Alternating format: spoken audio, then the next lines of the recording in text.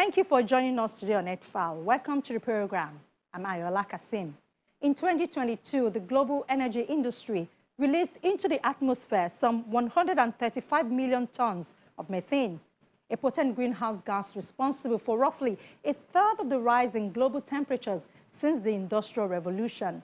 The fossil fuel industry is failing to tackle methane emissions despite its pledges to uncover and fix leaking infrastructure.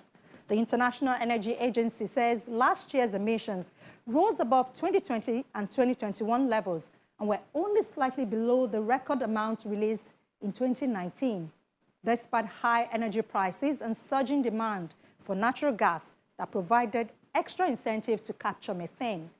All these are happening while more people are suffering from the impact of a warming world. When it is not very cold, it is sweltering. Of course, there are people doing their bit and finding solutions to the climate crisis. We'll look at a few of them on today's episode of the program, and we start from Salford in Greater Manchester. Just stay with us.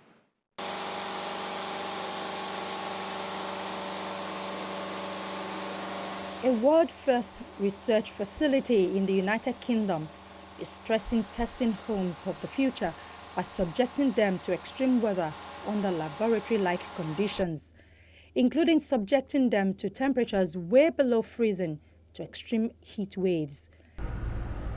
The Energy House 2.0 project at the University of Salford in Greater Manchester has two residential-type houses which were constructed inside a huge chamber big enough to hold 24 double-decker buses.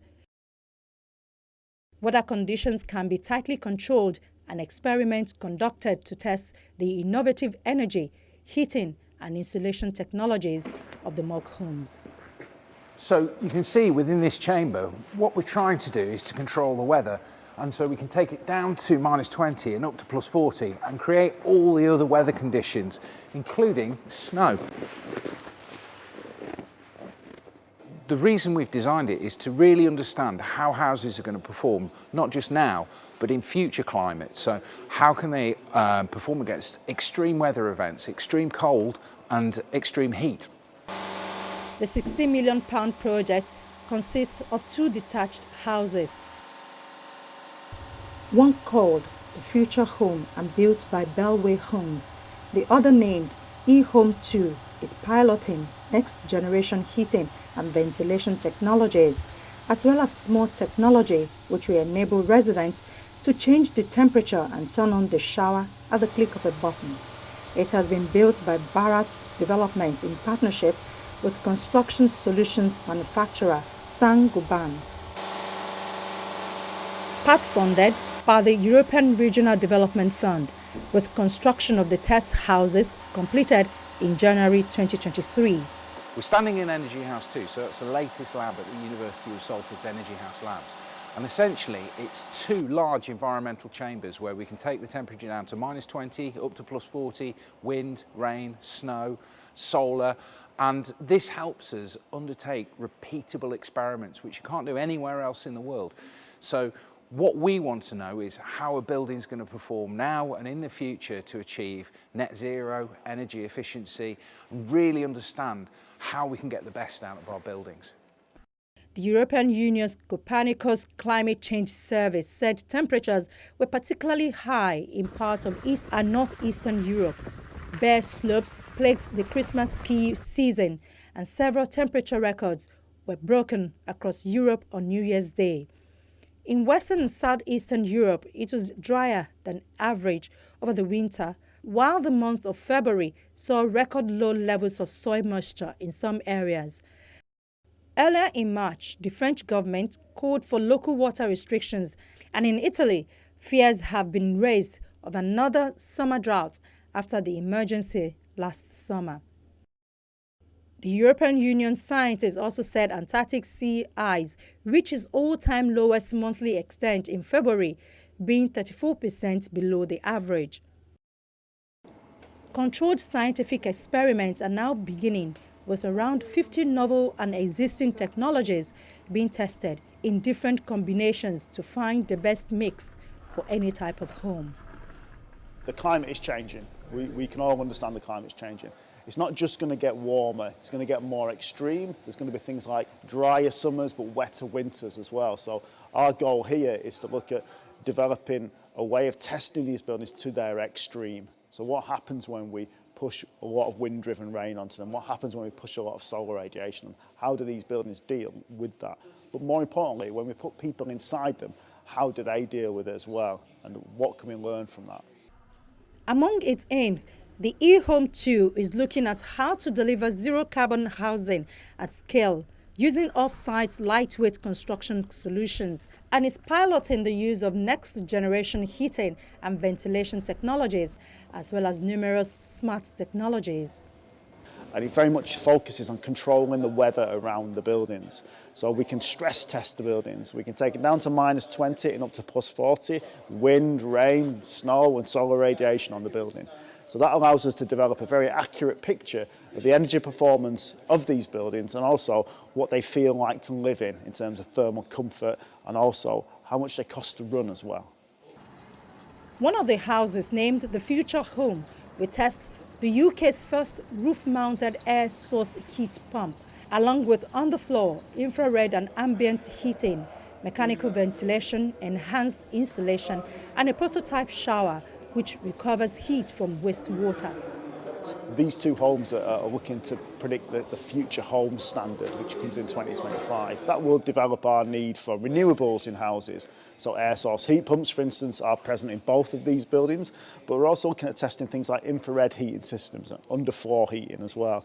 So it's a big experiment, really. It's to find out what is the best for these particular types of houses.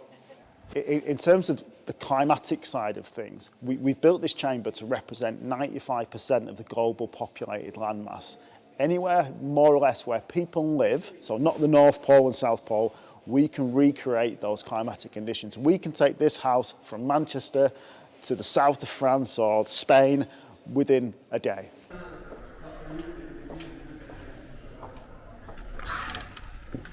The Energy House project comes at a time when both cost of living and climate change are impacting people's lives. The project's findings hope to uncover the most efficient ways to reduce carbon and to control running costs in homes. When you can see outside it's snowing, we can take it from Nordic winters to Saharan summers in a home that we've taken the lessons from and put the technology in here that we see being used in the future. So we've been able to sort of build a home of tomorrow in a lab and then test it to its extremes. And by testing it, we're testing a number of different aspects. We're testing how people will live in it, most importantly our customers. And then we're testing the technology that's going to be used around it. And then most importantly, the interaction between the two. So that's quite unique to be able to do that and keep changing the temperature. So I can go from -20, +40, -10, +20. I can go all over the place with this project, which means, lots of interest from government and other stakeholders as well. The house has also demonstrated that blinds and shutters can help save energy and keep homes warmer in winter. So what the house is able to do is basically drop the curtains when it's too warm, so it delivers shading for overheating, and it can actually then push in the ventilation, which is up in the ceiling. Sun being on the window, so it shades, and then it pushes air through to cool it down. The data shows that blinds and shutters can have a significant positive impact on energy savings, reducing heat loss through windows by up to 33%. 5 types of shading products were tested in the laboratory that is home to a full-scale early 20th century terraced house in an environmental chamber which replicates rain, wind and temperatures from -12 degrees Celsius to 30 degrees Celsius in controlled conditions. All products were tested on an energy-efficient double-glazed window and produced the following results. Roller blind fitted with zip side channels with low E fabric, 33%. Blackout honeycomb blind in a frame bead fit system, 32%. Internal plantation shutter, 28%. Roller blinds with fitted side channels, 22%. Standard roller blind, 13%.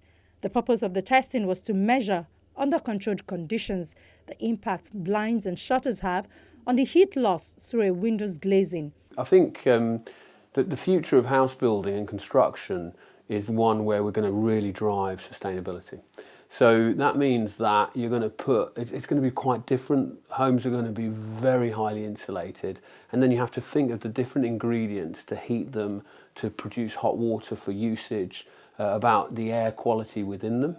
And so in this home, we've probably got about 40 to 50 different ingredients. I'll only use 15, but those 15 will change. So the ingredient for an apartment will be different to that of a house, and that's what I'm learning here. So I'm actually got two heating systems, one that's electrically driven, infrared, and then one that's done through the skirting boards, which is your normal radiator hot water type system, all being fed by air source heat pumps because we move away from gas in 2025. Traditional construction materials and methods were used to create 1.5 authentic Victorian terraced houses built to Victorian standards with lath, plaster walls, ceilings, and even ill-fitting doors and windows.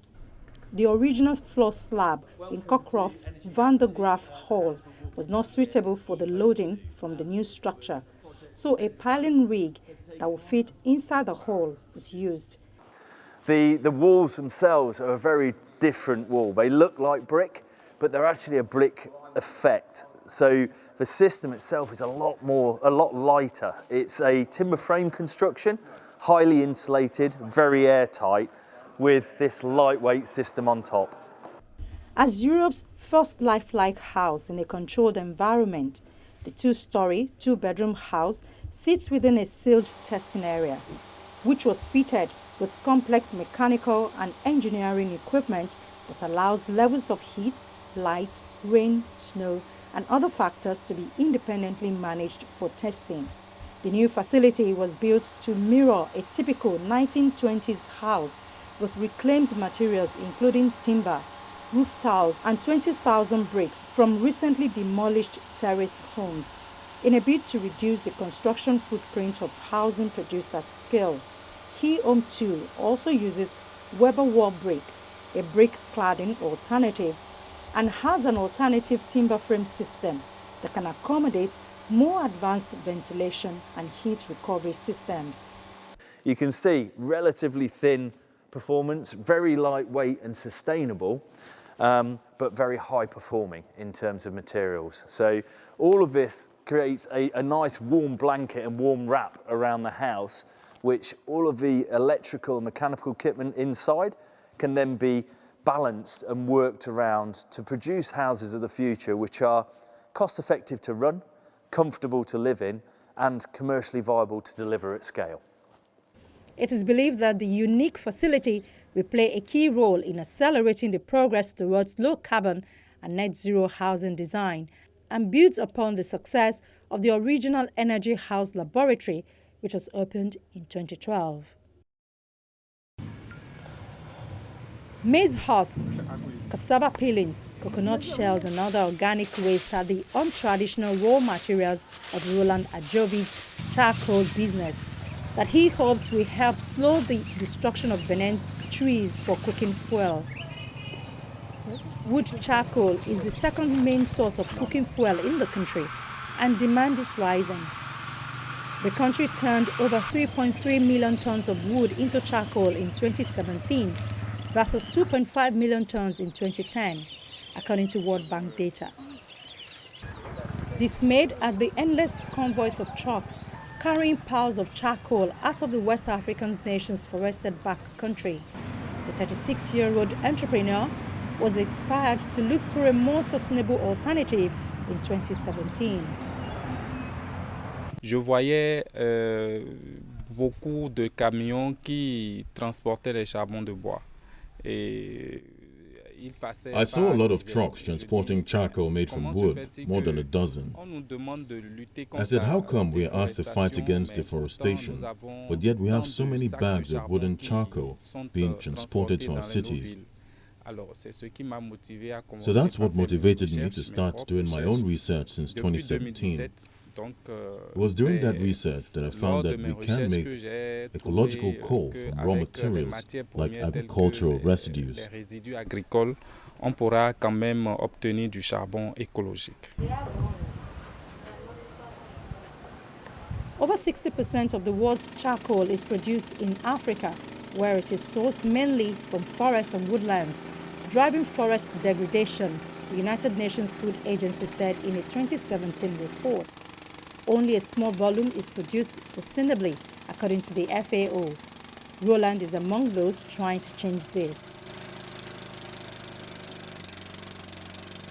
C'est 3 fois plus économique que le charbon. It is 3 times more ecological than normal charcoal because it has a very, very high calorific value and allows your food to be cooked very quickly.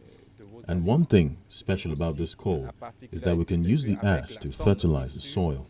De ce charbon-là, on peut fertiliser les sols.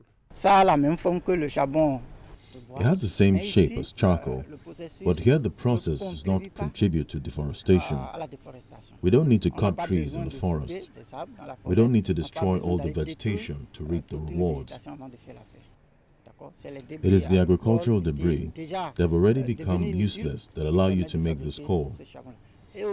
Also, this coal does not give off much in terms of pollution. It's weak, totally weak.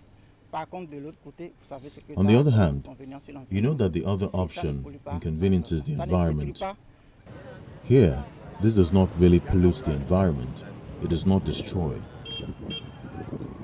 This kind of innovative charcoal production is urgently required to prevent further forest degradation and loss of biodiversity, the United Nations Environment Programme said in a 2022 brief, which has also highlighted similar projects in Ethiopia, Cameroon, Kenya, and Tanzania. Roland and his employees collect, sort, and dry the organic waste before burning it into a carbonized powder that is processed into briquettes and sold by the kilogram or in larger sacks. Demand has grown through word of mouth. I can say that the marketing was initially very difficult because Beninois people aren't really familiar with ecological charcoal made with agricultural residue. So we have a few means of communication besides word of mouth. We would like to start doing this with small bags of 100 francs to 200 and 500. Today, we primarily sell to wholesalers, so it's not always profitable to sell in small bags, but that will come with time. Ça va venir avec le temps.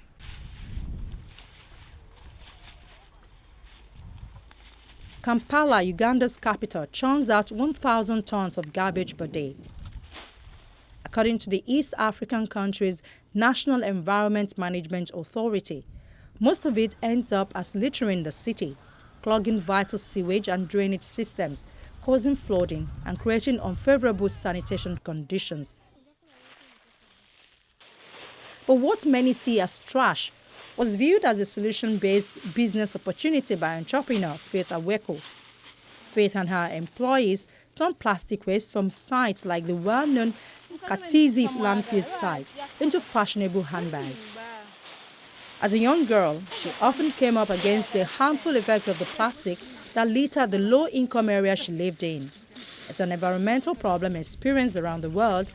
Used plastic shopping bags are some of the main culprits that pollute oceans and create untold environmental damage to a variety of ecosystems. I like to call myself a wastepreneur because I deal in waste, and this is something that most people don't want to associate with waste, plastics, dump sites, garbage, and yet this is something that is providing employment to women who are collecting the waste, to women who are sorting, to women who are washing, and also women who are processing and making the beautiful bags that Reform Africa is making. And then we are also able to provide an income for ourselves and the other employees. And I'm also championing in saving the environment. Faith and her Reform Africa team regularly collect, wash, and hang out discarded plastic bags from Kampala's dump site. She says the jobs and positive effect on the environment she is creating more than make up for all the hard work and criticism she sometimes encounters. Once the bags are clean and dry, she uses what she calls a heat presser to flatten and fuse them together. The pieces are then cut into patterns and stitched together to create colorful bags and accessories. Faith currently employs 8 women whom she hired and trained from the surrounding community. Part of her vision for the Reform Africa project is to encourage more Ugandans to recycle and help people learn new income-generating skills.